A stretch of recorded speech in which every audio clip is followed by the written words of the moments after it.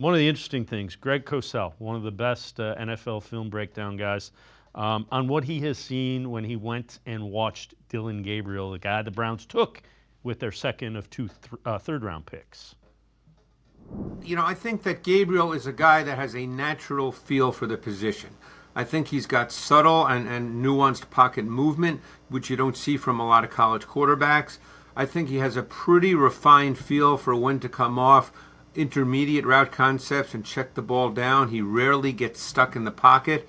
I mean, I think you're dealing with a guy, obviously, because he was 5'11" and an eighth. He's got a little bit better arm than people are giving him credit for. He does not have a bad arm at all.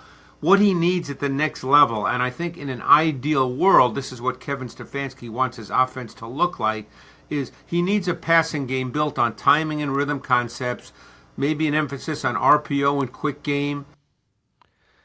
Tim, RPO they usually don't use. We'll see. I love the presence in the pocket and subtle movement.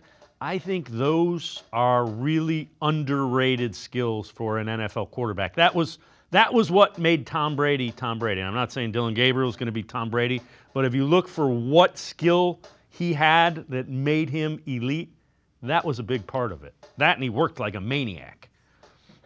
Absolutely. I mean, with Dillon Gabriel, I think when you look at him, obviously there's a lot to like when you just watch him play. I mean, I think of the Ohio State game in Eugene 2024. I mean, Dillon Gabriel is just phenomenal in that game. Ohio State just can never get pressure on him. They can never rattle him. And he just picked that secondary apart. That was a secondary that, had a guy in Denzel Burke who we all thought, at the time could have been a first-round pick. Obviously, he fell throughout the season. Caleb Downs certainly in position to be the first defensive player taken next April in the 2026 draft. Dillon Gabriel just picked him apart. Like, he looked incredibly calm, confident, and like Greg Cosell was talking about, the arm with Gabriel is much better than people realize. Like, he can throw the deep ball and he can put it right where it needs to be. There's plenty of that in his highlight film. You look game by game by game, he's able to just put the ball where it needs to be. He's mobile.